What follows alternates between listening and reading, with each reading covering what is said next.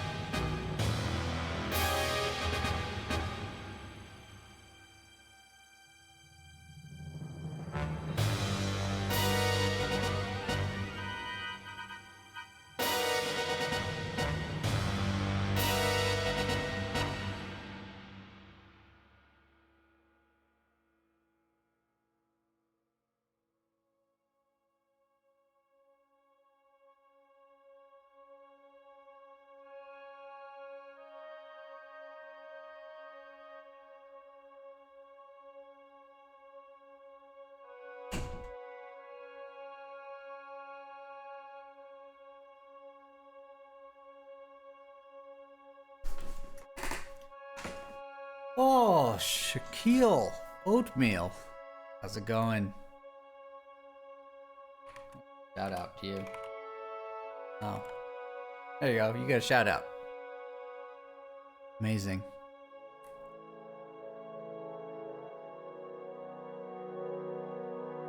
Good, good. Just, I sort of, my teaching load, my workload kind of doubled suddenly in the last week. So it's been very full. Life has been full. It's not necessarily a bad thing.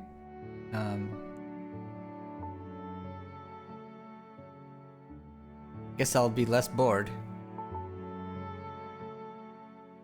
I'm in the middle of the country. In like the dead center middle.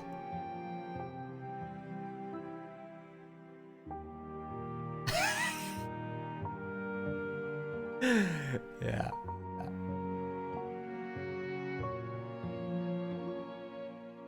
Oh, okay. Okay.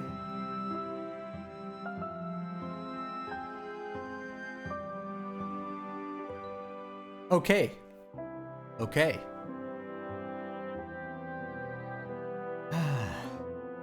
What is it I'm teaching today? That's right. Oh, this, and this. Okay, not bad. Not bad.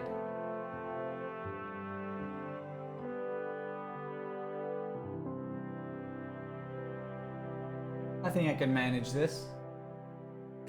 Ah.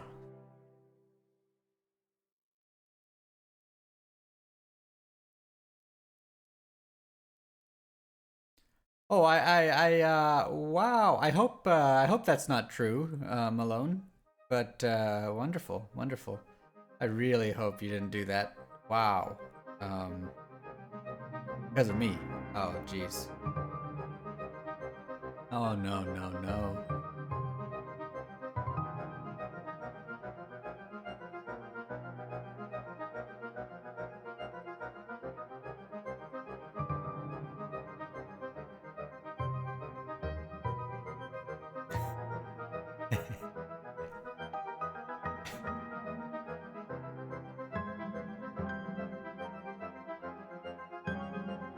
Okay, okay. Awesome. No, that's great.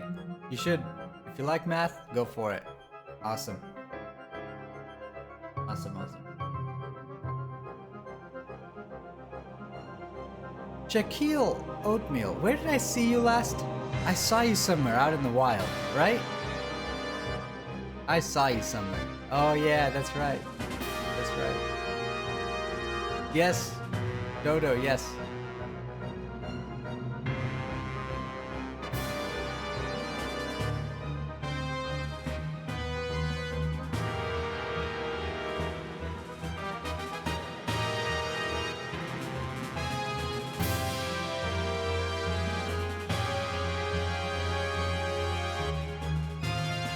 Alright.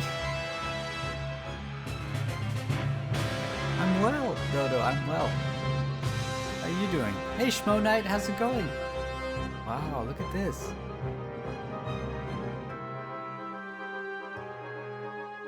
Yeah, exactly.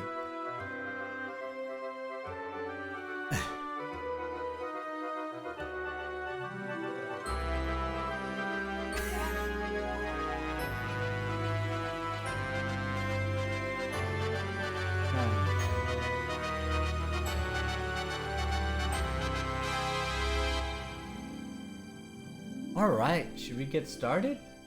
Why not? Let's get started, folks. Let's get that music going. All right, class, come on in. Slowly. Or not. Unclear. Let me see. How many people showed up, class? 11. About right. That's about right. Okay. 11 out of 20. Not bad. Not bad. Hey, Gaming Geek, how's it going? Have a seat, class. Time to get back in the Calc 3 groove. Where are we? We are somewhere at the end of 14.1. Gonna do 14.2 in this class. I want to tell you that 14.2 is not a primary focus of the class, alright? I'll show you the definitions. I'll show you a couple weird examples. But don't sweat 14.2 so much.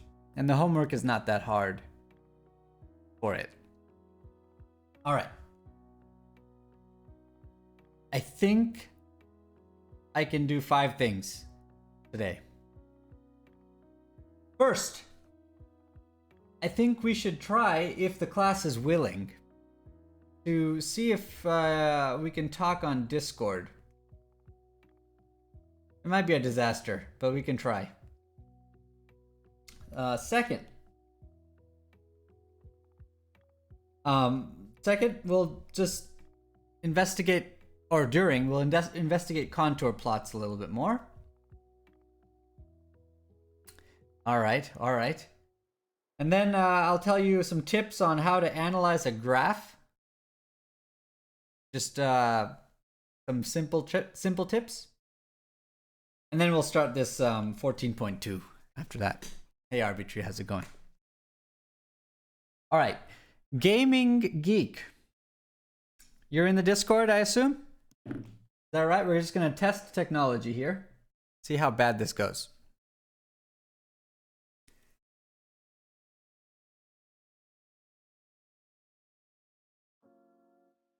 You there? Okay. Can you go into general voice channel real fast? And then just sit there and wait for my instructions.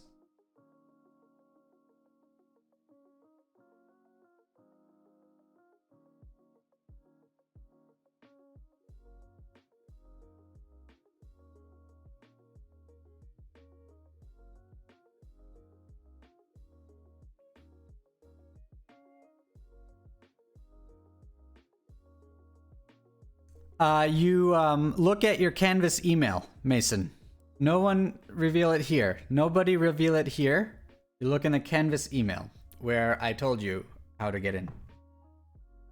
Canvas emails. You must be missing several of them, that means. Okay.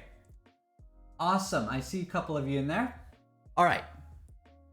If you want to talk to me, you do the following things. You mute my stream on your end.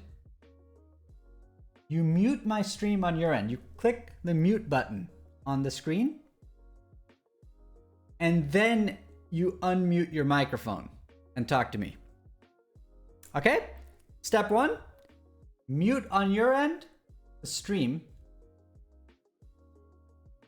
Then unmute on Discord and talk to me. That's how it's gonna go. Understood? If you don't do this, there will be a disaster. Like a vortex will open up. Okay? Awesome. Let's attempt this. Alright? Just gonna call in real fast.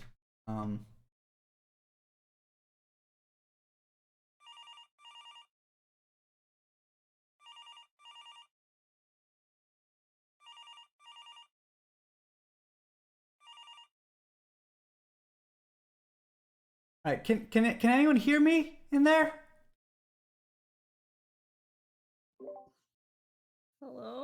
Hello. Hello. Good. All right, I'll just keep the phone on like this. All right, awesome. Okay, so good to meet you. I am your substitute teacher. And now, we're gonna discuss some contour plots. You want to discuss some contour plots? Sure. Okay. Okay, so you just look at your screen, but don't unmute it, and it'll be a disaster. Okay. Oh, what was that sound in the background?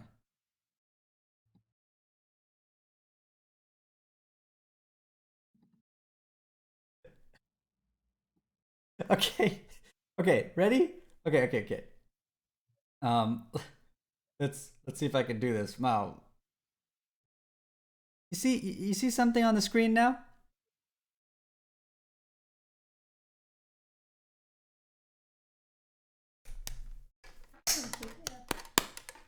What was that? And see the graph. You see? Okay, you see the contour plot? Yep. Good. Now, what? Oh, well, that's embarrassing. Okay. Do you realize that this plot is like a bowl? Yeah. That makes sense? Okay, good. Good. We're all on the same page. Oh, wonderful. Oh, other people are here. Wow. Fantastic. Okay. We're going to go to the next one. What does this one's shape look like? Here.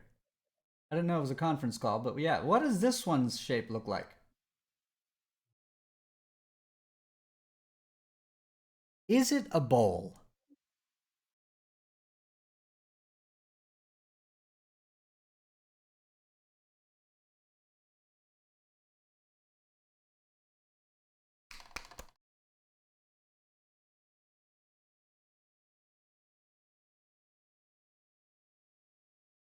Some people in chat say it looks like a tunnel, circular one.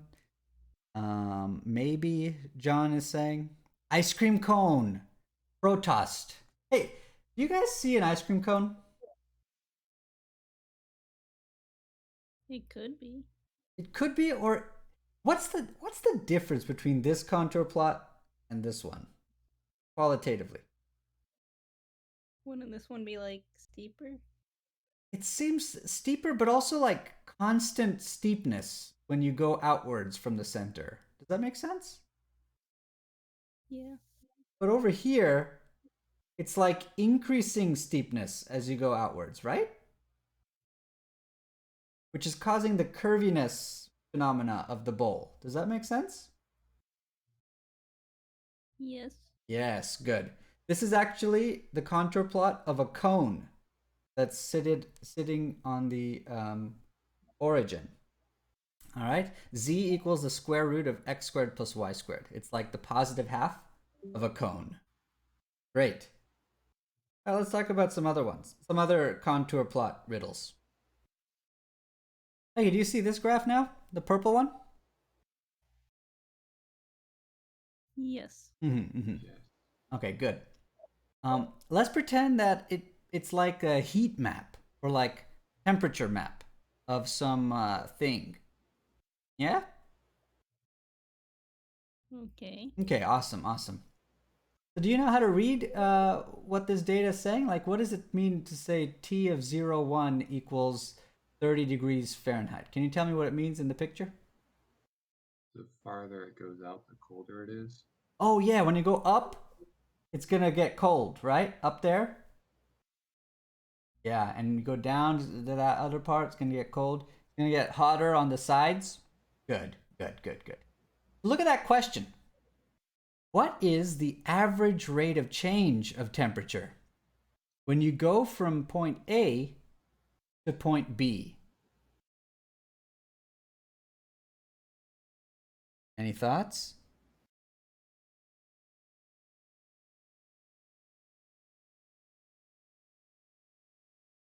Suddenly I just threw you in the deep end.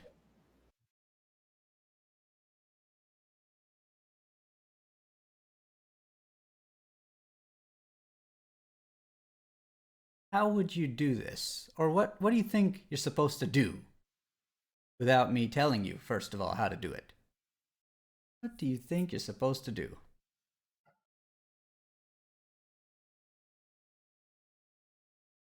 Thanks, Carrot Cat.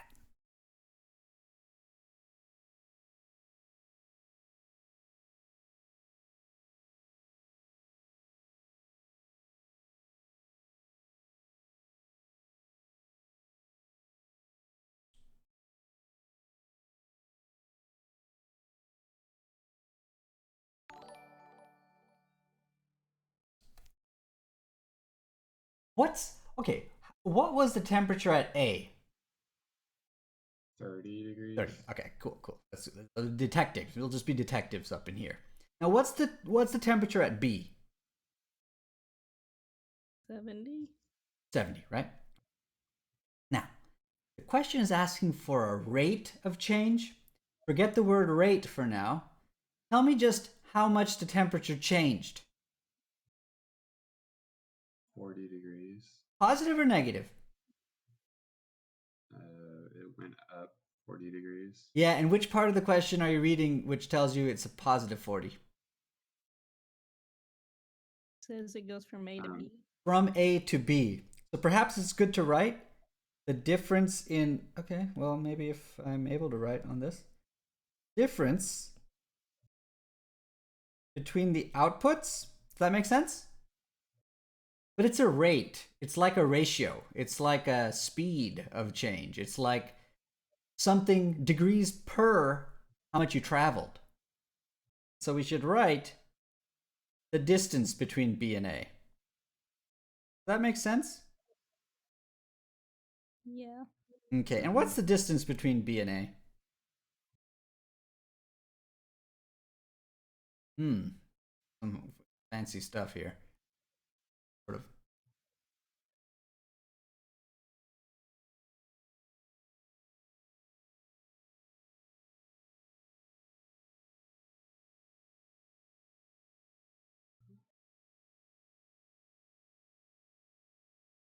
Is it square root of 2? Yeah, it is the distance between those 2 points. That's absolutely right. Because this is the input space. So you just see how far did the input change. That line is the square root of 2 distance by some old person's theorem. And so you get 40 degrees divided by the square root of 2. Incredible. And that's the answer. And it's the units are F's over miles. Okay, I didn't tell you that, but it's miles. Okay? You get it? Okay, you can do that homework problem now. Congratulations. Awesome. Wonderful. Okay, good, good, good, good. All right. So now, what I'm going to do is Thank you, Benny. that. And I'm going to ask you to I'm going to first of all thank all of you. Let me see these names. You, and you. Okay, good. I remember you now. You have made a very positive impression in my mind. I'm very grateful that you're participating, and you will hereby be known as the generals of Discord because of we're in the general channel. The generals of Discord, I will call upon you every now and then, and you will be the representatives of the class. So it's a big responsibility, and but you know, it's just a way for me to know who I'm talking to, whether I'm going too fast, too slow, or talking past you. So thank you. Is that good? Mm-hmm. Okay, I Yep. can count on you. Mm-hmm. Okay. Each of you say separately, so I know which voices correspond to which ones. First, go. Mm-hmm. Can you do that one more time? Mm-hmm. Okay, now the next one. Mm-hmm. Wait, the same name is lighting up. Hold on. Do the first one. First one. Mm-hmm. Okay, next one. Mm-hmm. I'm minority paper. Oh, don't say it out loud. I wasn't sure. Okay. And then there's a third one. I think it's more of a lieutenant who's just sort of making sure nothing bad's happening in the background. Can you just what was that? Mm-hmm. There you go. Got it. I've now got all voices down, matched with names. Thank you, generals of Discord. Now we're gonna hang up, and I'm gonna continue with the class. All right, now you get the hell out of here. Awesome. That worked really well. Okay. Now you can unmute and just watch the stream like normal. Fantastic. All right, so we've established the generals, which is a very critical point in the class. It's very important that I know who the generals are. And the generals can change depending on the mood of the class and individuals anytime.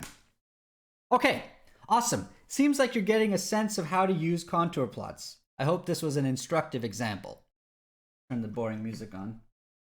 Okay, so I told you I had to do a couple things. Let's go see if how I'm doing.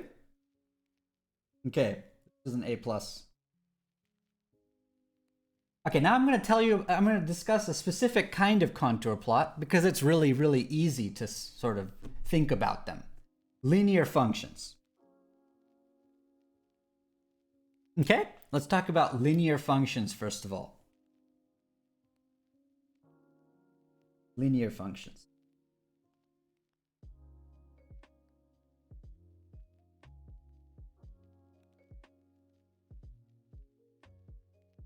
Whenever a subject in math arises, you should try to hierarchically write that down. Think about the more complicated objects as coming after the less complicated, and so on. Some of the easiest functions are the linear functions. All right? Here's an example of a linear function. 2x plus 4y, thank you, minus 7. The function of two variables. It's linear because what we mean is it's got just first degree expressions in the variables, a couple number coefficients, and a constant term coefficient. Right? ax plus by plus c. It's like mx plus b from high school. All right? Linear function. What's a linear function of 10 variables? I'll let you figure that out. All right. Here's a linear function of two variables. Now, one of the differences in higher dimensions, more variables, is that now you might point to two of the numbers as slope-like numbers and one of them as intercept type number. The parallel is y equals mx plus b. The m told you the tilt of the line. The b told you the sort of shift. Here you kind of, it's weird. You sort of have to keep two tilts in your mind at the same time. There's like two slopes of a linear function, if you'd like to make an analogy. And then there's like this one shifting type number. Okay? So, I'm going to tell you now that the contour plots of linear functions look like a bunch of parallel lines equidistant. All right, so let me show you one.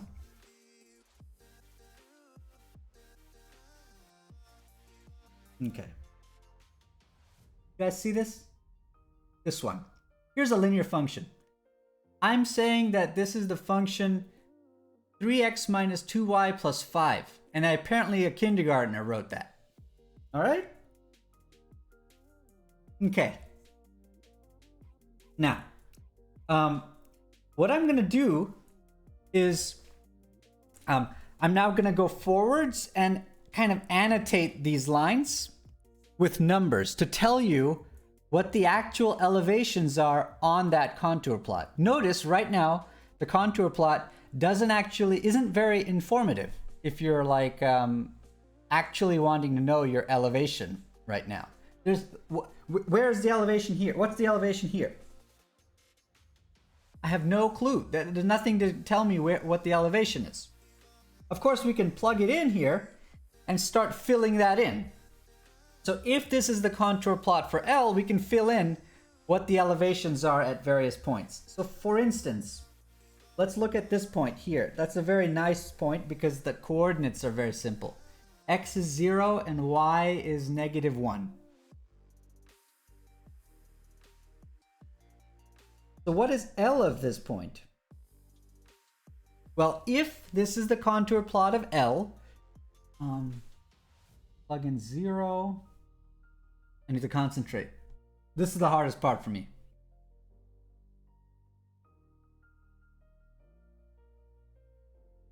Anybody? 7. Is that right? Did I get it right? 7.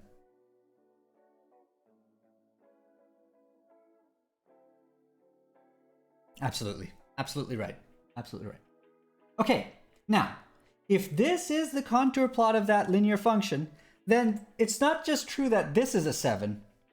These are all 7s. 7, 7, 7, 7, 7, 7. That's the contour line at elevation 7. Good, good, good. Well, what's another good point to try? 0, 0.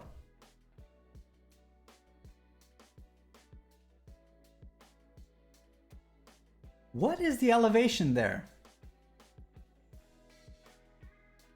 Carry the 9. 5.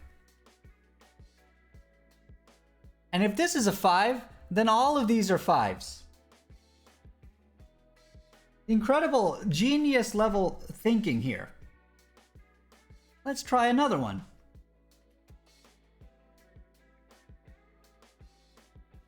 A nice whole number, yeah? Over there, how about this one? -1 in the x direction, 0 in the y direction. Okay. What's the elevation there? Oof. Now it's getting difficult. I think now class will have... Oh, okay. VNV, genius. You're using the intuition about linear functions, which is if you go an equal amount of steps in the contour levels, you should descend or incend, also known as increase, the same amount. Okay? So since going from the 7 line to the 5 line was 2 contours, and it dropped by 2, and since our function is linear, this should output 3. But let's check that. Wait, it's not.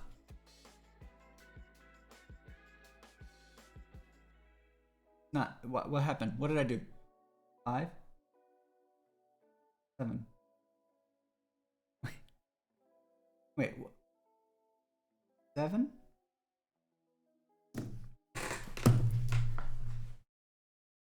What's wrong with this plot? Is this the con?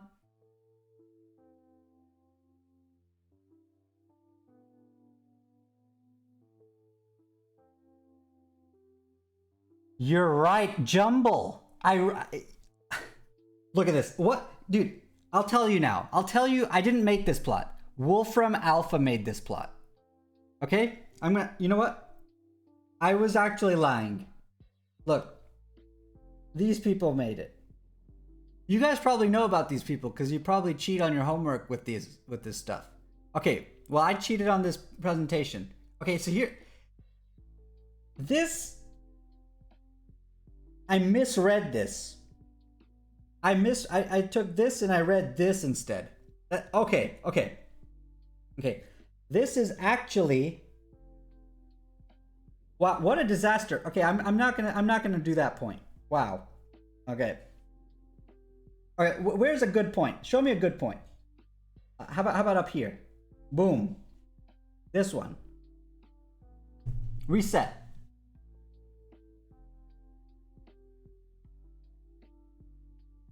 Okay, that is the point 0, 1. And the elevation there, using VNV's correct intuition, should be 2 steps down.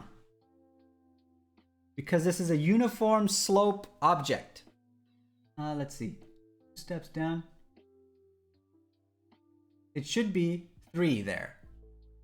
And it is, Tired Caster. Absolutely. Plug it in. You get 3. And so you're going to get 3s all along this. Okay? So, annotating the contour plot when you have the function is silly. It's just plugging in and labeling it. Now here's a backwards riddle. Backwards riddle now. Why are we doing this? Just to flex your understanding of this concept. Okay. Just a brain exercise. Suppose someone drew all of this contour plot and then said, tell me the linear function that this is the contour plot for.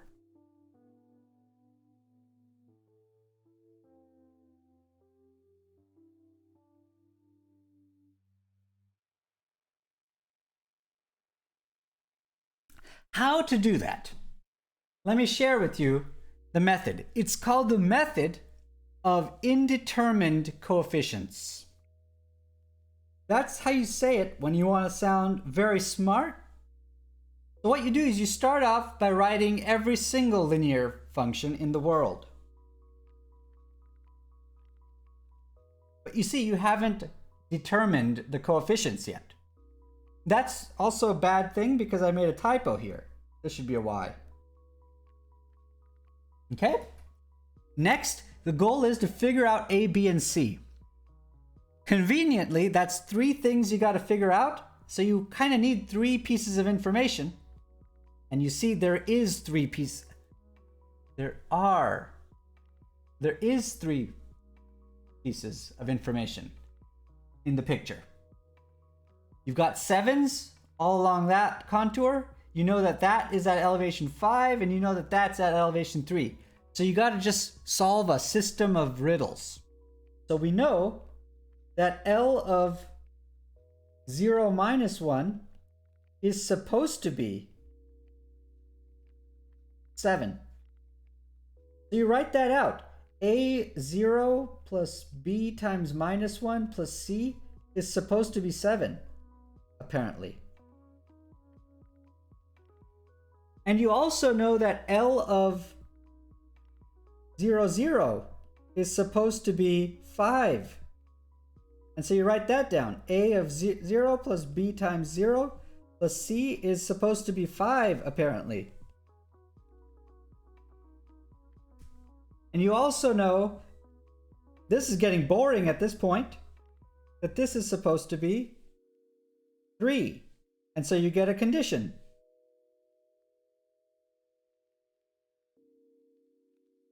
Let me circle them.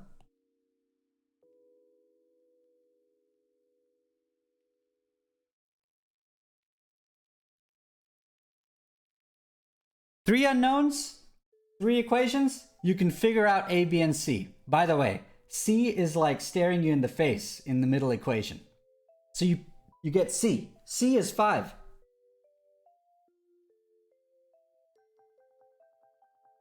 Okay?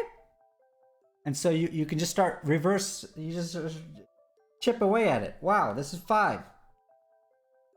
Now if C is 5, then negative B plus C, negative B plus 5 is 7. So then B is negative 2.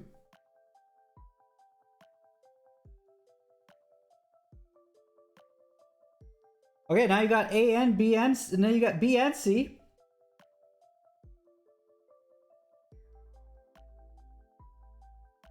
Oh. Oh. Okay, I made a mistake.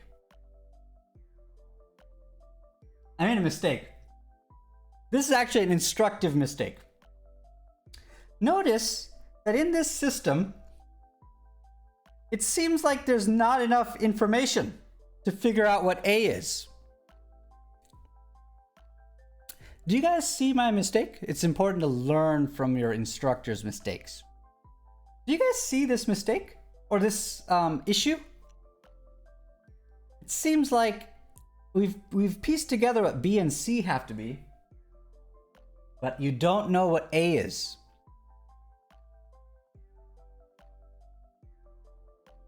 Exactly, everybody. Stop shoving it in my face. I get it. All the coefficients of A were 0. Or this system is not picking out one solution. A could be anything, it turns out, and it would still work. But we know that's not true. This is a particular contour plot.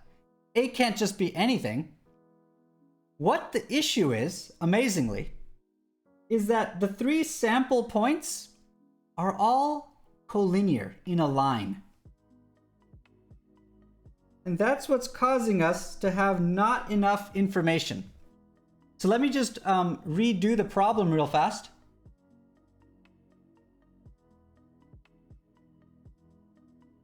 Let me give you another point real fast.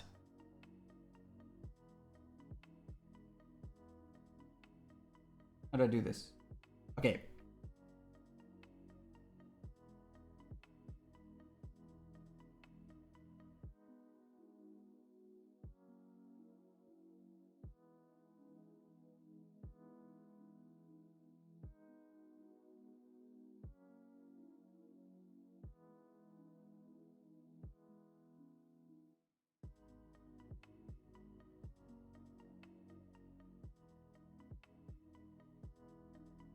Believe me, and that's negative 1/3, comma 0.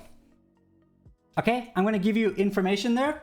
The elevation here is 4, which of course has to be the case because this is a linear slope, just a slope of a plane. Okay, that's 4. Okay, let's do that as our additional piece of data. This should get us there. Okay, one more piece of data. A times negative 1/3 plus B times 0 plus C equals 4 this time.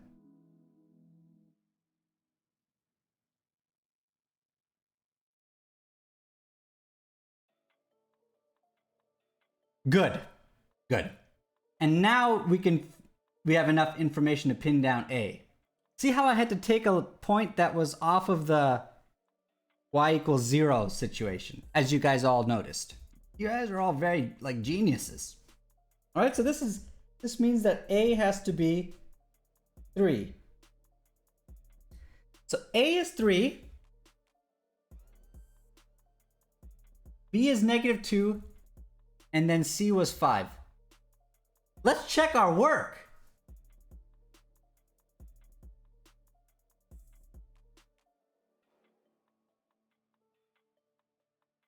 We did it. We did it.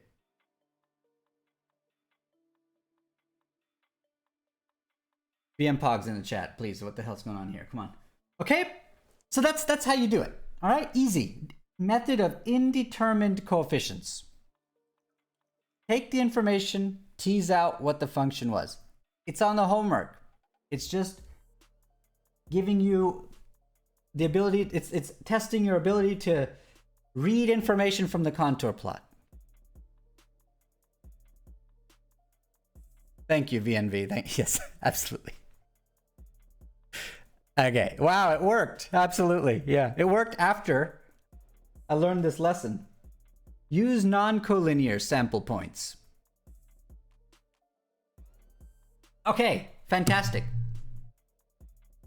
Okay, so what was I supposed to tell you about?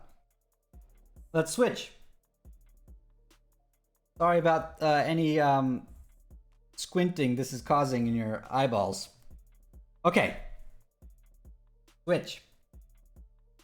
I think I aced that one. Definitely, I totally aced that. Okay? Now, next thing I want to talk about, how to analyze a graph. But before we do that, I want to just once and for all, so that no students are left behind or like wondering, do I have the right thing in my head? Does he have something else in his head? Does he think of it a different way than me? Always important to match our intuitions. Well, here, using the computer science department here, also known as my little brother, once made a bunch of videos to help visualize what's going on. So here's the visualization of a contour plot. Okay, the volume might be a little loud at the end. Just a warning. Okay, here we go. You see this? This is a contour plot. You see that? Look at the contour lines. Wow, this is the lower and then higher regions. Amazing, amazing. Wow, it's in outer space. Incredible. Just incredible. It'd be nice if it tilted. Oh, it is tilting. And there is your graph. The hill. The z equals f of xy shape. Incredible. There it is. That's the relationship. That's the, what? Okay. So that's the relationship between the contour plot and the hill. You've got it. In other words, you know. You've got it. Okay, we're in alignment. Next. If someone just throws a complicated function at you, what can you do to get a sense of the graph of that function? All right, let's do that. Yeah. Okay, if someone throws a complicated looking function at you, what can you do to analyze it? That's the next thing I want to tell you about. At least for now, one thing. Okay? All right, let's talk about that. I think I'm time-wise on track, which is, that's a miracle. How to analyze a graph, part 1 out of infinity. Okay? Look. Suppose someone gave you a graph. A function. Graph of a function. Okay. I'll just pull. Wow, look at that. Incredible. Incredible. Look at this one. Oh. Oh, a picture doesn't immediately arise, like occur to you? No problem. That's okay. That's normal. But there are some little tricks and observational things you can do to help sort of get a sketch of the rough behavior of this function. And if you're asked to match a bunch of pictures, you can start saying like, no, this one doesn't look right. This one's got to be it. That might be on the homework. Okay, so what you look for here, yes. What you look for here is when you see like an x squared plus a y squared, that is cylindrical coordinates friendly. What this is saying is, what is x squared plus y squared? Well, the square root of that is the distance from the origin.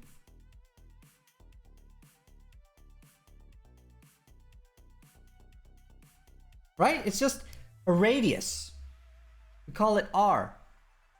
And so this function can be rewritten. Oh, what do? When you input, you take your distance, you square it, and then apply cosine. But what does this mean? This means that what's happening in the function is independent of the direction that it's rotationally symmetric. Look, theta is not involved. You don't need to know exactly what the angle is that the xy point is making. It's only a function of r. And so what you should expect to see in the graph of this is some hill thing that is rotationally symmetric. And if you don't see a rotationally symmetric shape, and you're asked, is this the function, is this the graph of this function? You can say no confidently. All right, just a little trick. When you see these x squared plus y squareds, you know that it's a rotationally symmetric shape. All right, here's another one.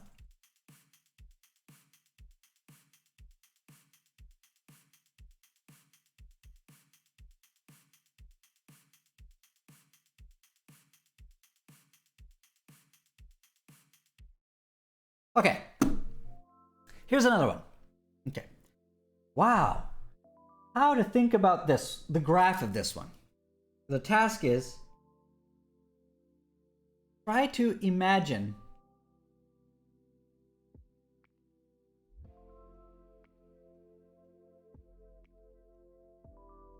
but the graph, by the way, is z equals negative x plus y cubed. This is the equation of the graph. Okay. All right. So here's an idea. It's called slicing. Slice.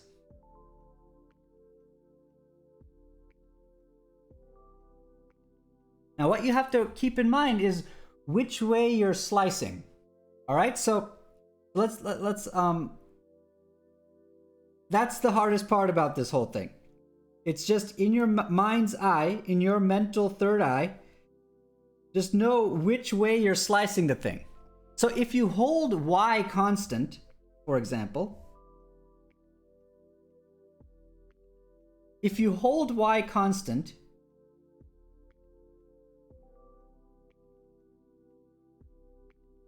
what does that mean? That means you're just sprouting off a wall that goes like this, parallel to the z plane.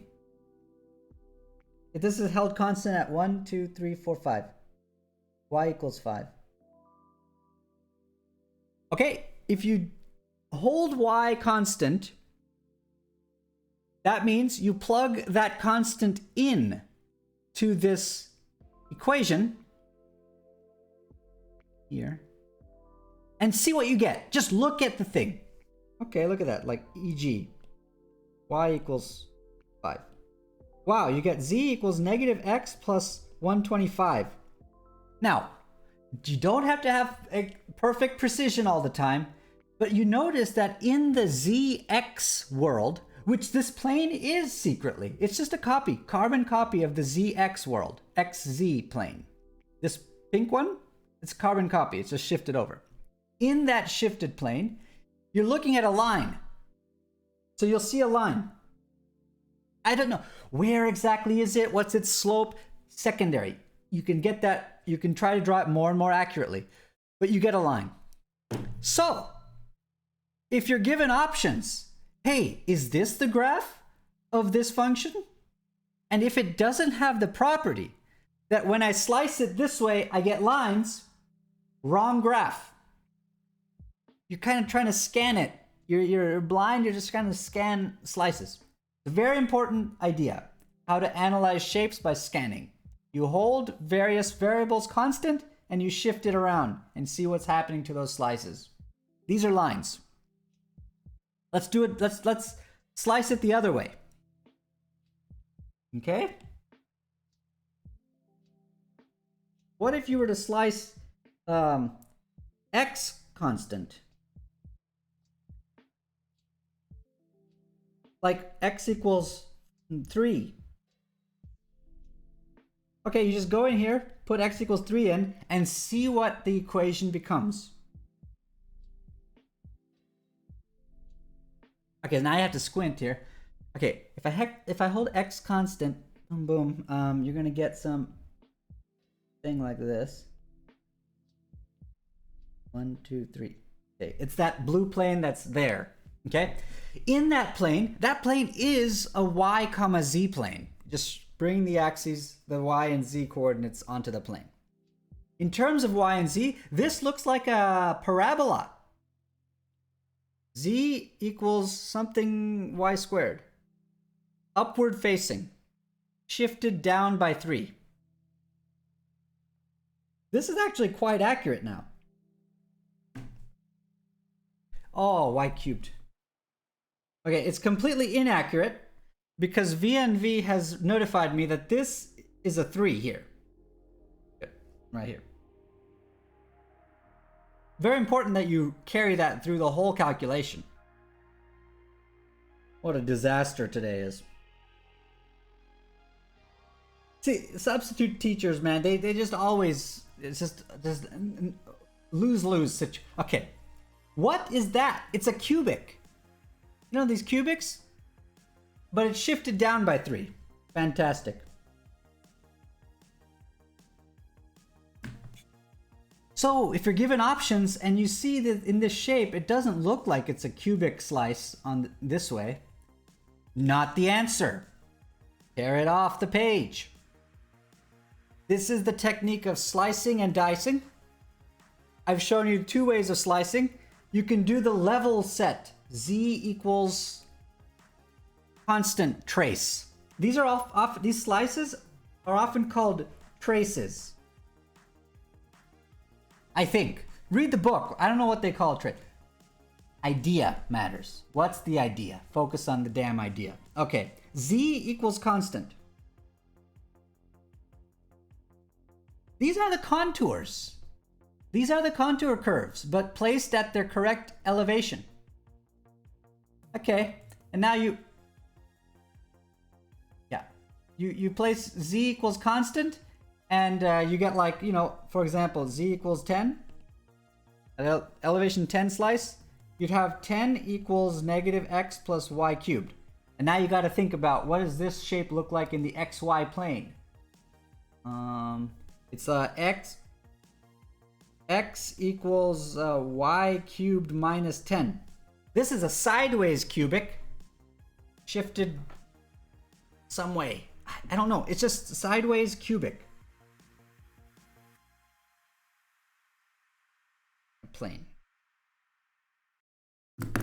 Okay. Compare slices. Test slices. That's all my messages here. Okay? It's a trick. It's a way of trying to get some kind of intuition about what this complicated ribbon thing is. This hill. Okay. Also, if you're looking at a graph of a function, it has to obey the vertical line test, because the function outputs 1z for every xy that's in its domain. Just a little tip. So this is part 1 out of infinity. We'll see more tips of... You'll just start absorbing more of these kinds of tricks of visualization as you go. It is not immediately natural skill. Someone has to tell you the tricks. And this time it's a substitute teacher. All right, let's keep going. All right, this was incredible. Wow. All right. Are there any questions about this level of understanding of functions of two variables? Okay, you want to go there? Class, do you guys want to see what I see when I see these functions? Well, I was born this way. I just saw this right when I emerged from my mom. You want to see this? Okay, let's see them. Let's see those, just for fun. Let's check out these functions. All right. Obviously, I have to put the neuroimaging software up. Now, go like this. I go here. I then click this thing. Then I go here. Once I'm here, I click this. Then I move here and go like this. And then it opens on the wrong screen, of course. So then where did it go? Where? And it has the wrong aspect ratio, as usual. So then I go here, bring it over here, full screen it there. Okay, I'm here now. I'm here, class. You see me wiggling? There I am. I'm still there. Okay, let's go check out these functions just for fun. Are you all here? Okay, only the best students are here. Welcome. All right, let's go over to Calc 3. We don't go anywhere else here. Those are dangerous places.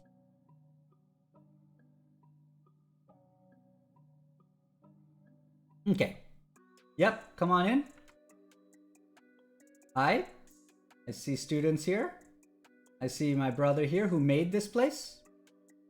This person made the whole place. I mean, I made it because it's my like consciousness. So, I mean, actually, do I make that or is it? Okay, that's not okay. Okay, so let's see. What's this graph?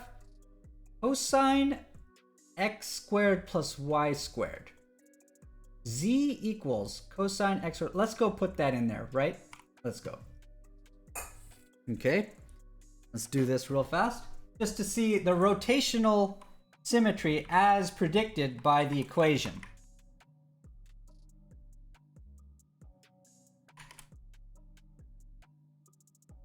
Okay, did that happen? Ah, take a look at this gorgeous graph. It's rotationally symmetric due to the presence of the x squared plus y squared expression in the graph. It was a function only of r. Beautiful, beautiful graph. Okay. Let's see, what was our other graph? Oh, z equals negative x plus y cubed. Very boring. All right, let's do this.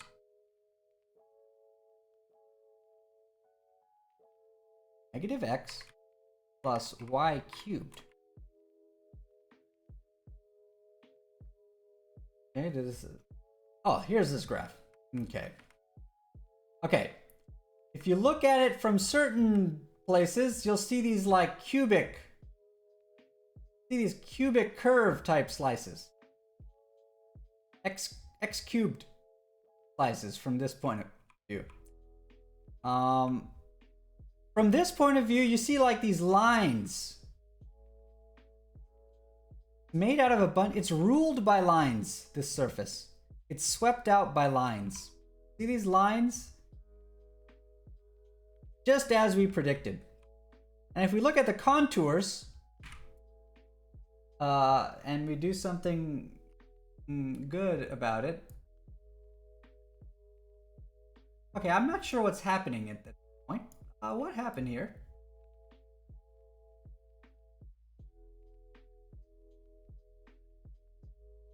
Never mind. Never mind. Forget that. Okay? Good enough. Good enough. All right. So that was those examples. All right, what were we supposed to do here? Did I have a stroke? No. There was something glitched out, and my wife called, and it just got seeped into my head, and it was just really tragedy. Okay. All right, let's go. Let's move on to limits and continuity. limits and continuity. Ready? Okay, we got to go back to we got to go back to real life. How do I do that? Go like this, and I go back. Okay, awesome. Limits and continuity. So what do I want to say about this? I don't want to say much.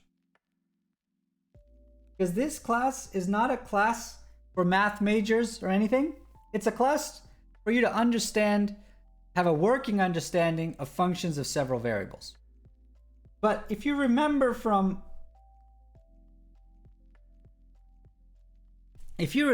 school, one variable, a function of one variable was continuous if when you draw its graph, you didn't have to pick up your pencil.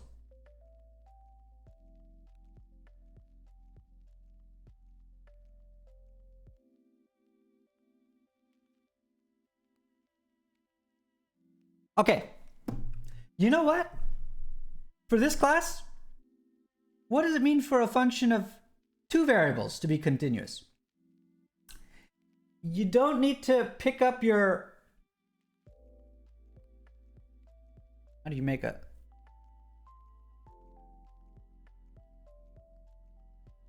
your brush. There's no gaps and holes and jumps in the terrain.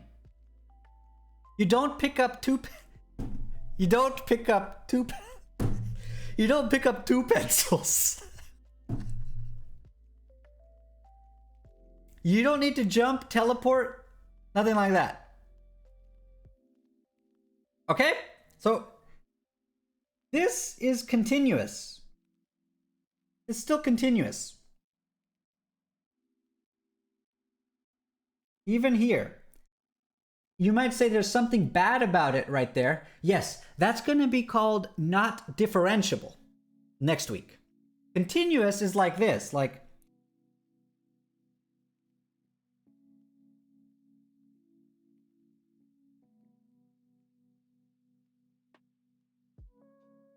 wow, you had this nice hill and then boom, it just suddenly jumped up there. The contour plot of a discontinuous function will make very little sense at certain spots. You can use it as a blanket and not get cold. Look at this class. Is this someone in the class? This is a wonderful class. You guys are treating the substitute teacher so well. All right, let's go look at some contour plots. And I want to show you that there's got to be something discontinuous happening somewhere in this plot. All right, let's go look at this. Now these are some contour plots that I totally made myself. All right, here we go. Okay. Now if you look at this function, let's start thinking, what the heck is this picture? What's the national park here? Okay. It seems like you're going up. Go up. Upwards. Yeah, coming upwards here. These are all upwards. What happens when you go upwards? You get stronger, right? You get fit. Yeah, you're like losing weight. I shouldn't say it. Fit, getting fitter.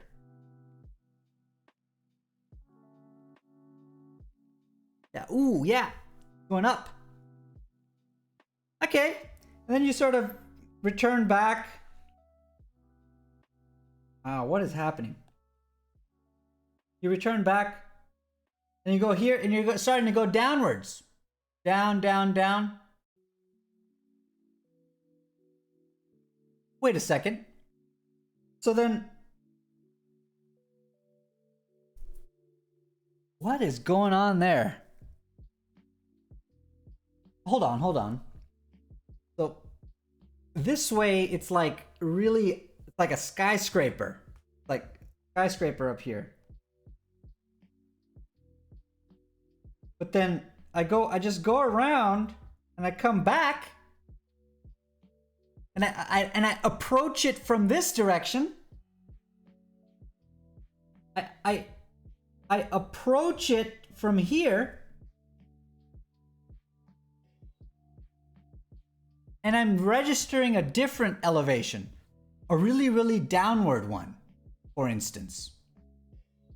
I approach the same point from different directions, and I get different elevations.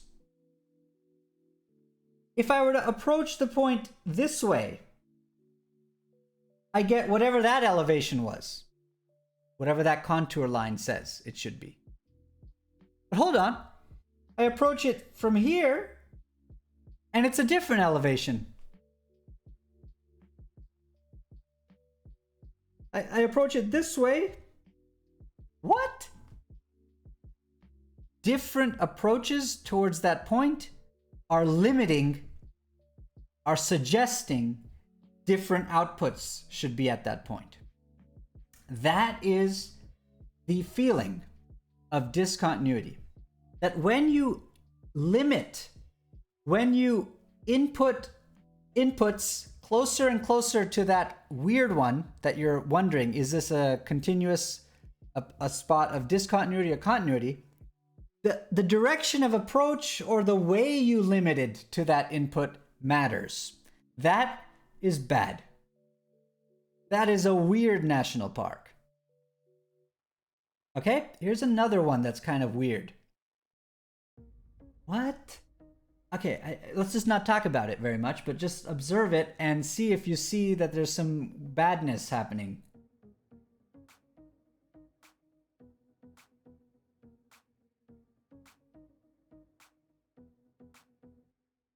Different directions yield different,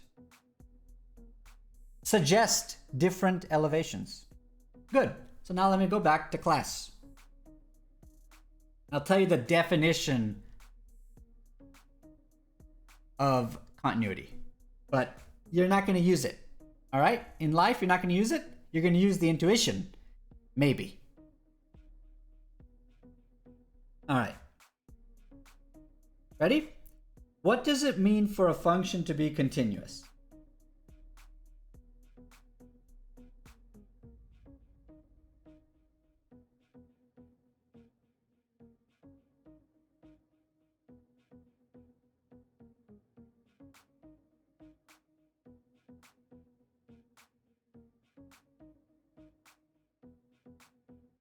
To be continuous at a given point, say 0, 0. It means that if you were to do this experiment,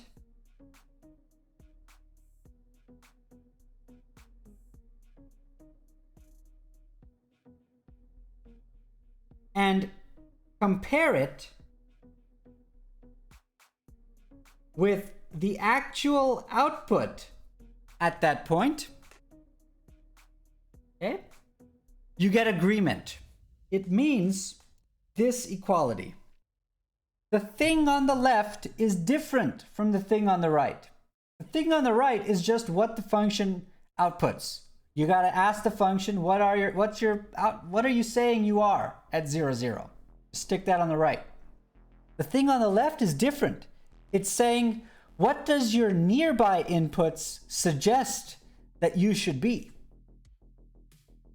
This is saying what you ought to be.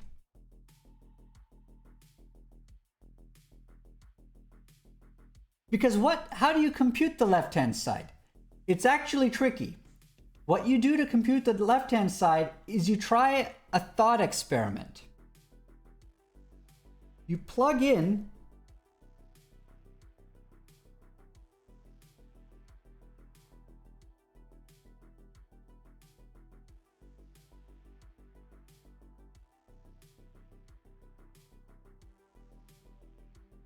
these are 0 because I'm looking at 0 and 0.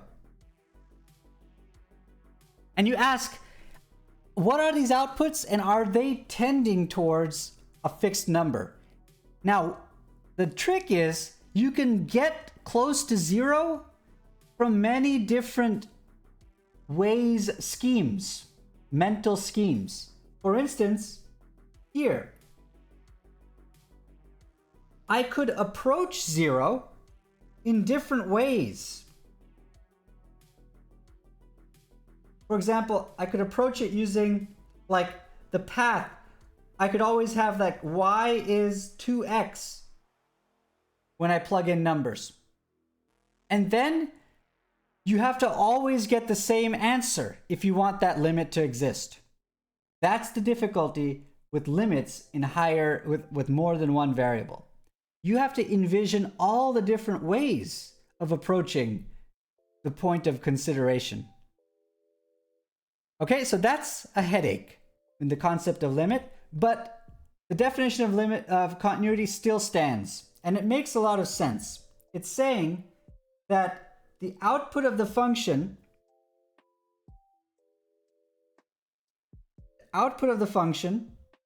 is accurately predicted, or accurately reflects the nature of the function for inputs near the point of consideration. Okay? So, no, it's not bad. It's not bad. So, let me tell you, bottom line, what kinds of functions are continuous, and then we just forget about not continuous functions. We'll just always say, hey, pretend our function's continuous and good. Okay? Because there's already enough to learn with good, innocent, continuous functions that we should learn first. Okay, so here's the good news.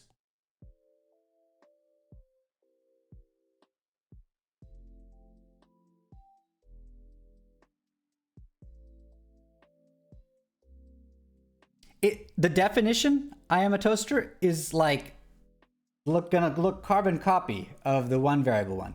That the limit of nearby outputs is equal to the output that you care about.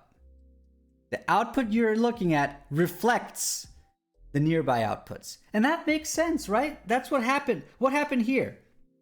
This is f of 0 way up here, elevation. It's not being reflected by what the behavior of the function for x's and y's close to 0. That's this elevation, whatever this elevation is supposed to be right here. But the actual output, the right-hand side, did not reflect that. That's a totally natural, intuitive definition. It's just hard to compute limits with higher variables. But look, good news, class, good news. Polynomials. What does that mean? X cubed plus 2xy minus 3y to the 10 plus 49. Integer powers of the variables with coefficients. These things, these functions, continuous. Continuous. When you sines and cosines and stuff, sine, cosines, tangent where it's defined. I'm gonna put like if there's something with a domain of definition, tangent, e to the thing, what else? ln where it's defined, you know, it's just where it's defined. Ratios of these things where it's defined, make sure the bottom isn't messed up. Ratios of continuous. Composition, so putting one thing into another.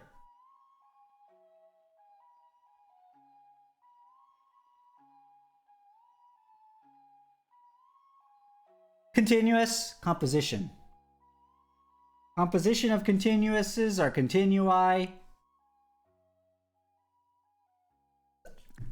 The functions that we ask about in this class, they're going to be continuous where they're defined. Sometimes the function's messed up. You can't put certain inputs in. All right? Square roots, cube roots, where they're defined. Thank you, Kappa. Yes. Okay?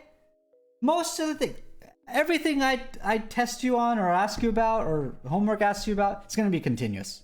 All right? Don't worry. It's not an important section of this course. Right? It's a distraction right now for us. If you want to become a mathematician, it might become interesting for you later, but you're not. So let's just forget it. Okay. So the last thing I need to teach you how to do in order to do the 14.2 homework is how to compute a limit.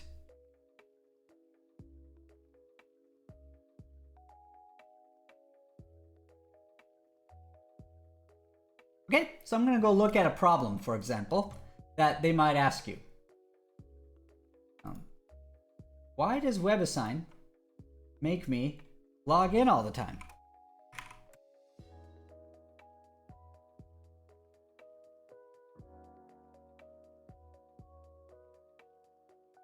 What? Got locked out of WebAssign. The class is gonna go over a couple minutes because this doesn't count. This messed up my. Just you can all go home when class is over, and I will just do this sample here real fast. Log in. Did someone hack WebAssign? Oh no, there it is.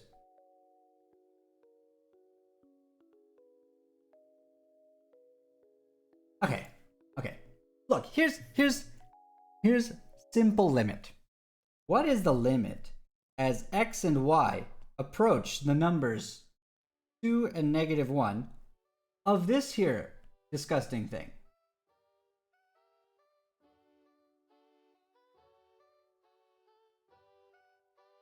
Okay. Technically, what you're supposed to do, you're supposed to do a crazy thought experiment. In all the genius ways for me to make two numbers, x and y, start looking closer and closer to 2 and then -1 for y, if I keep plugging those nearby numbers into this expression, what do my outputs start looking like? That's a lot of work. However, I just told you that polynomials were continuous. So, the limit is the actual output when you plug those numbers in, 2 and -1. It's not one of these situations that when you plug it in, it doesn't reflect the limit. So this is the limit, and this is the true value. That's not happening with polynomials. That's fantastic, really. And so you just plug it in. Since this thing is continuous, we can just relax and plug it in. And then I'll let you plug 2 and -1 in and use your calculator. I'm sure you're all using calculators for that. Okay. But when do limit, that seems boring. Are you always plugging in? No, sometimes you can't actually plug in. Look, I'll share one with you. Yeah. Okay, here's one. Ready? Here's one. Crazy one. Compute this limit.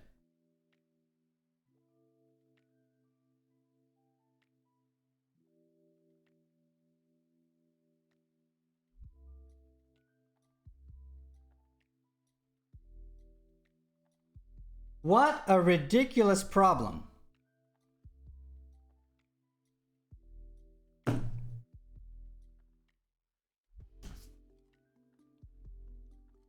Okay.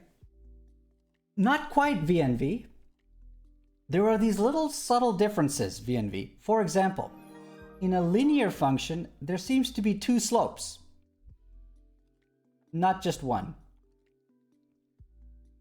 Did you see that, VNV? There are differences that matter conceptually. That'll show up next week. Okay, good. So, 0, so fast. Hey, Gaming Geek, incredible work. Now, listen to my explanation of this and see if it matches yours. Good, Rodelf. Good. See if it matches yours. Okay. So why is this 0? It's not as easy as plugging in 5 and 6 into everything, because you can't really plug in 5 and 6 into the bad part of this. I'll let you figure out what's the bad part. Okay? All right. What you're supposed to do is imagine what will happen when I plug numbers close to 5 and close to 6 into these. Exactly. Paper. Exactly. That's why you can't actually literally plug in. It's just not gonna parse. So, but you can plug in numbers close to 5 and 6, and then you have to imagine what's happening. Okay. If I plug in numbers closer and closer to 5 and 6, the bottom here is gonna become what? 0-ish? Small? And so this whole thing becomes larger and larger. This becomes larger and larger. That's all I know about it. It becomes larger and larger. But hold on. I'm then taking cosine of that. So question. What happens when you take cosine of a larger and larger number? Any answers? Anybody? Let me look at chat.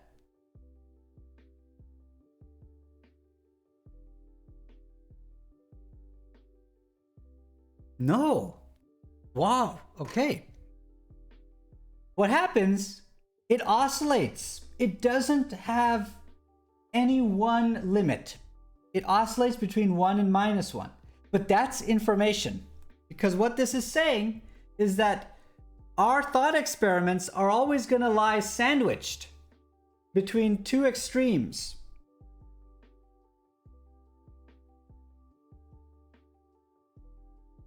Our thought experiment results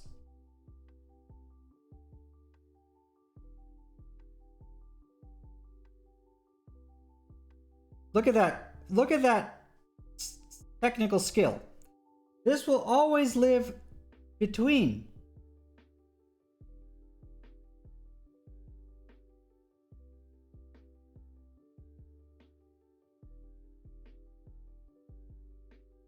Where I just replaced that cosine with the highest it could ever be in the oscillation, which is 1. And then the -1, which is the lowest cosine can ever get. I'm just gonna do blah, blah, blah, blah, blah. X squared minus 25 times -1. Exactly, arbitrary. Okay, but now we're not done, right? Continue the thought experiments, but all three at the same time. Now, beautifully and conveniently, the two extreme ones are just polynomials. They're continuous expressions. So you can just plug them in and see. Well, you're going to get 0, positive 0 on that side. And you're going to get -0 on this side, morally speaking. But hold on. That means that our thought experiments were sandwiched between two numbers which were the same number. So our thought experiment yielded a result. The limit existed and it was 0. Wow. Our limit exists and is 0. Root guy, auntie. Thank you. It must be an auntie family member, because they keep supporting the stream like this. So thank you, Root Guy. Okay, class, you should never press anything that involves money ever. There's a disclaimer down there. Read that. Okay, good. Okay, so that's the type of reasoning that will help you with the trickier problems, the limit problems. All right, so now class, I'm done with class. Read 14.1, 14.2, and compare the book versus me and synthesize. All right, and work together in the Discord under Homegrown Chegg. Ask each other questions and work together on the homework. It's due on Sunday. All right? Squeeze theorem with 2 variables, Toaster. Absolutely. Rodelf, I don't know what your logic was, but yes, it was 0. It's not just a simple plug-in, though. It's a little bit of reasoning, right? It's like, oh, what will happen? Well, our answers will be between 2 extremes, but the extremes become 0. All right. Okay. 11:59 p.m. That's right, I think. Oh, yeah, A+, yeah. Thank you, the late one. That's good. Thank you, yeah.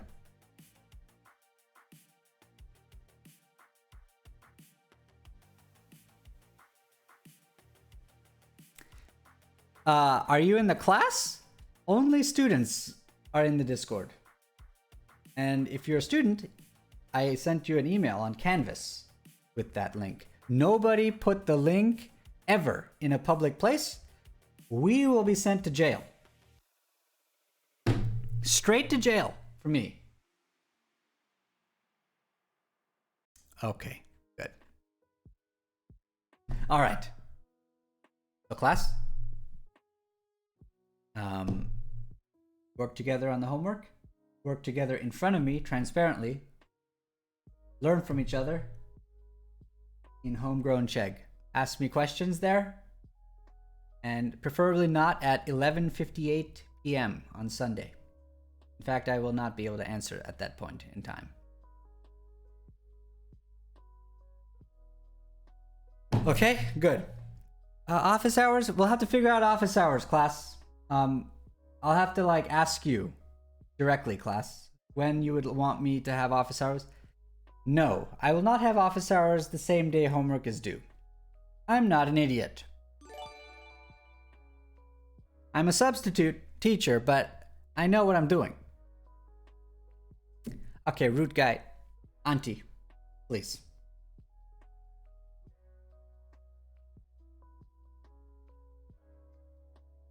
Okay. All right. So now we end class with credits because it's the people that make class fun. It's the students. It's the random voyeuristic weirdos on Twitch that make this fun. Oh, my students. My substitute students.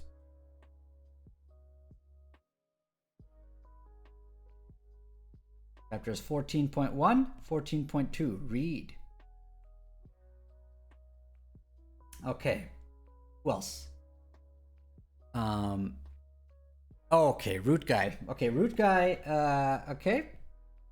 Root guy. Root guy. Wow, $3. Incredible.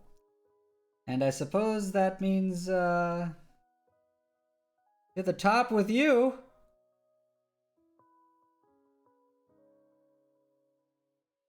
It's America, folks. All right, next.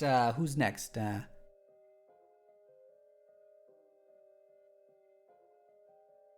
Poster. Old friend of the stream.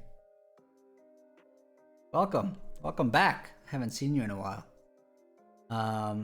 Strawberry. I see you all the time. Strawberry says, I'm your student from Twitch 404. That's funny. All right.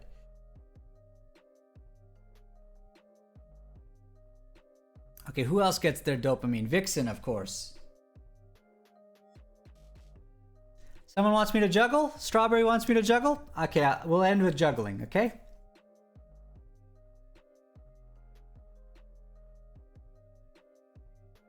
Oh, good to know, gaming. Good to know. I'm glad you like it. That's good to know.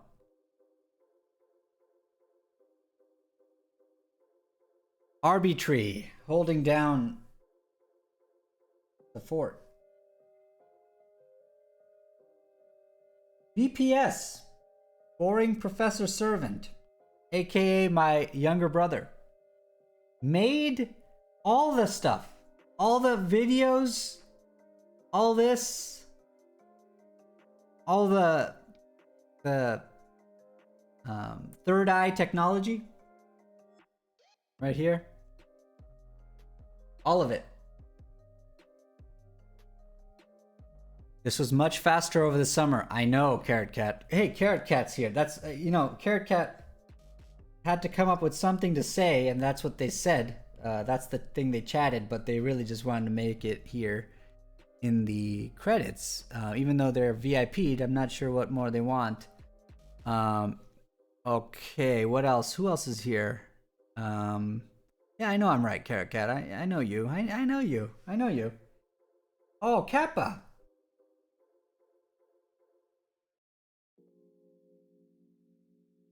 You sound almost exactly. We are from the same. We originate probably from the same region of India. Maybe it's I don't know, something in the water.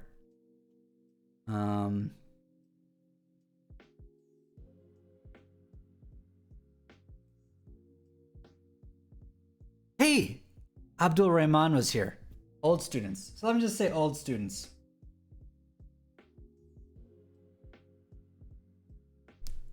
Hope you're continuing on successfully despite the circumstances.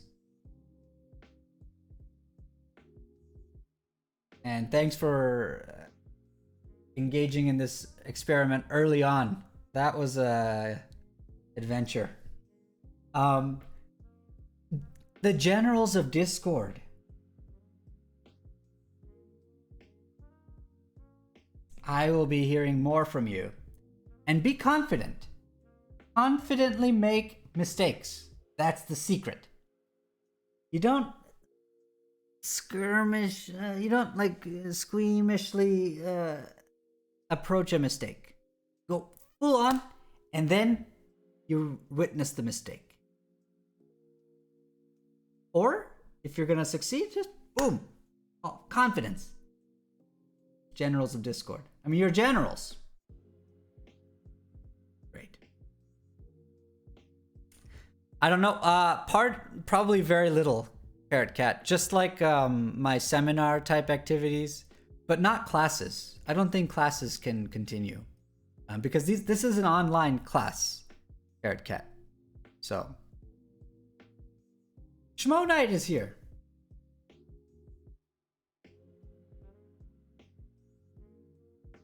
Wait, what happened to Kappa? Wrong. You're in the wrong spot, Kappa.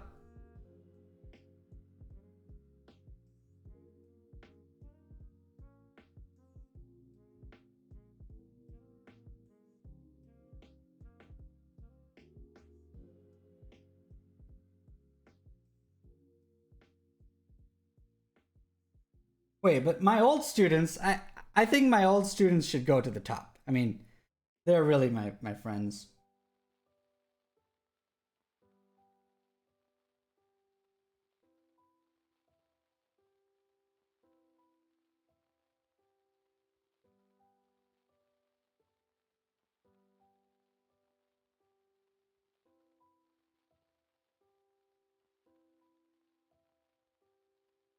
Are you seeing this like facility? This skill? Incredible. Okay, who else wants attention? Who else gets it?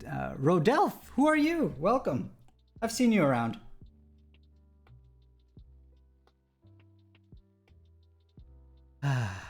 You didn't get it. Look, you're right here. You're right there. Haircat, you're right there.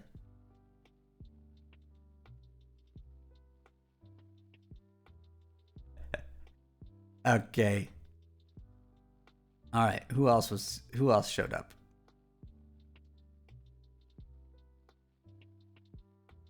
Yeah, I'm starting to get a sense of who the class participators are. That's what I look for. And that's what every one of your professors looks for, by the way, to give you a secret. Hey, Protost. Because we want to feel like we're making a change in this world. just like any other human being. So thank you. All right. Okay. So here's our credits.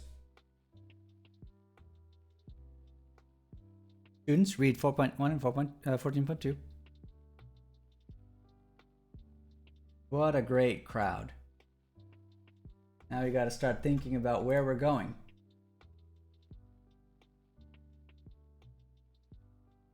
Okay, okay, see? See? People start showing up right at the end for the dopamine, for the endorphins. Okay, okay, Dutchie, I see you. Yep, All right, there you go. That's right, Vixen. Absolutely. Yeah, I know why you said hi. We all know, Dutchie. We all know. There you go. There's your name. Tensor. Okay. Yeah. See, they come out like rats, like rodents. Okay, here you go. I hope this makes your day. I owe someone juggling. We'll juggle our way out of here. Okay?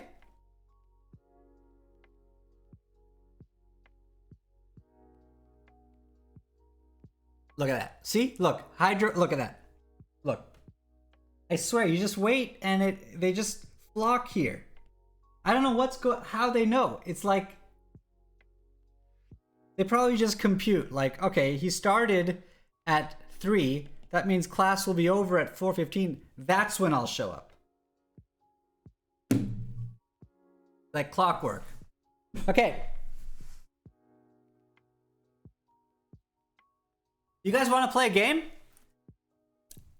Okay. I can juggle 5 balls according to the rules. You have to be able to hit 20 throws. That means you can juggle it. That means you can tell people. But I'm kind of like just on the edge. So do you all want to like gamble with these channel points? Whether I hit 20 throws or not? It's not real money. It's just stupid channel points. Wait, I gotta find all 5. Okay, here's a 4.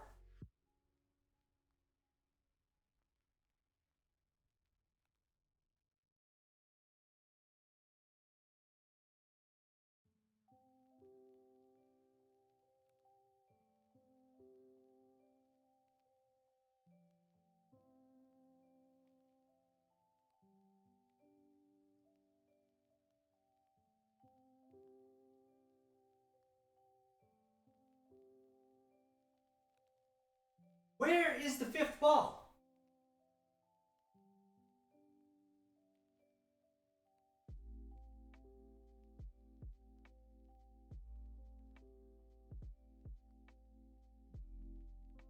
Oh, there it is.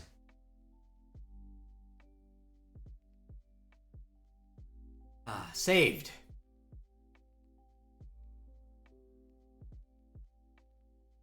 Okay, got it, Kappa. Thank you.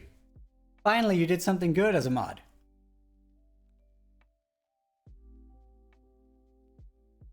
Okay, so here's how it goes. I get 1 practice run because I wasn't just. I get to warm up, you know, like gotta warm up my guns. Okay, 1 practice, and then we'll see. Do I beat 20 or not? Oh, you don't know how to do it? Okay, in your chat, the late one, do you see the thing on the bottom that you can like click? It says like gamble. Oh, is it closed? It's closed now. Okay, there's like a window that you could participate, but you didn't. So that's that. Okay? I'm not gonna look at the what you all chose. I'm now gonna do it. All right? Warm up first. That's the rules, and then execution.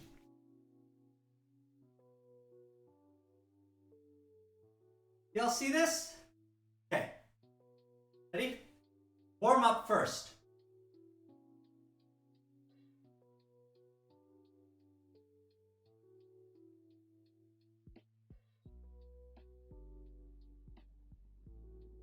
Wait, that was the one. Sorry, I meant that's the one. That's the one. It was 20. Check the tape. I meant that one. Wait, what? Wait, it was 18? No. It was not 18. Oh, and this again. There's half the people will just lie. Okay, what was it actually? Arbitrary. Okay. I knew it. It was 22. Clip it and rewatch it. It was 22. Arbitrary did it.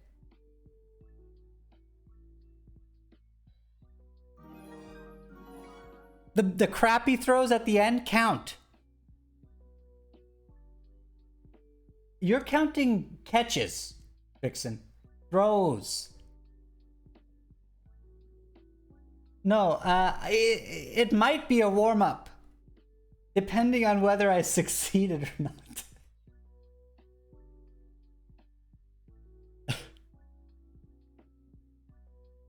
Okay, fine. It was a warm-up. Okay, it was a warm-up.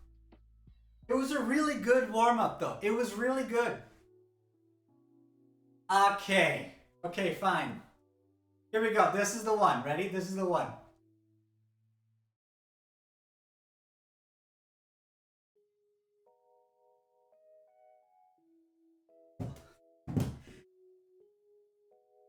That was 20. That was 20. 20. Was it 20?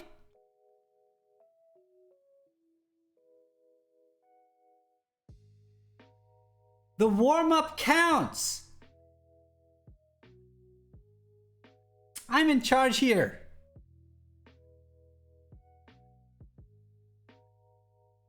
Hydrocannabinoid, they're clipping it and they're slowing it down and stuff.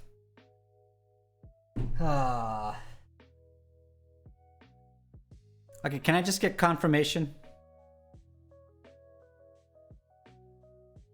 Oh, hi, Robert. Thanks.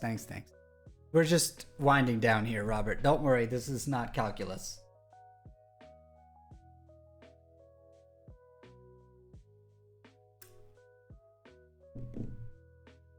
Okay, so I guess I have to do the results. Did someone do the results? So what is the result? Okay, yeah. Oh, you're gonna clip. Okay, clip it. Okay. Slow motion.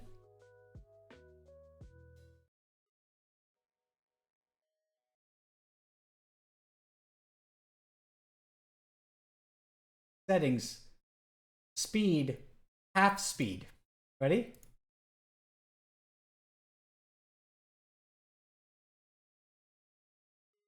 One, two, three.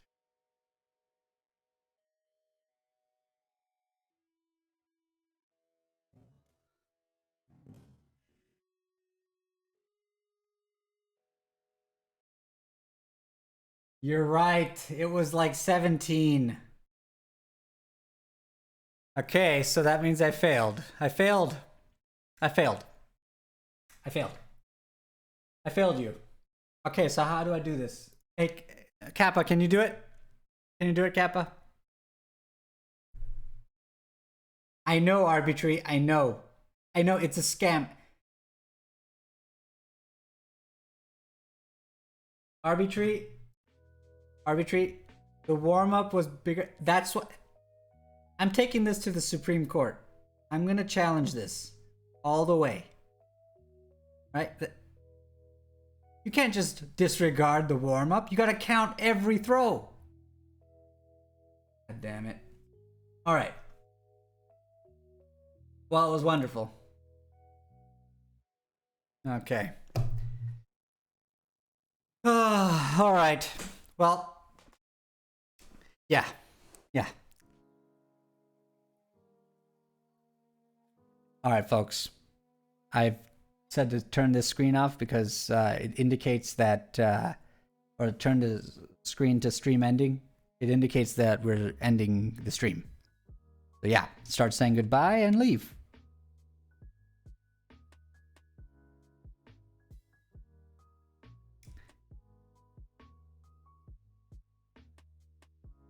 No raid this time. No raid. It's just such a headache. Like, who are we gonna raid? And then I click raid and 3 of you go there. And what does that say about our community? You know, like, oh, what is that?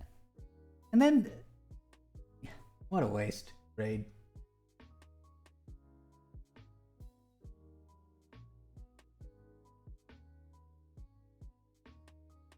Students, 14.1, 14.2.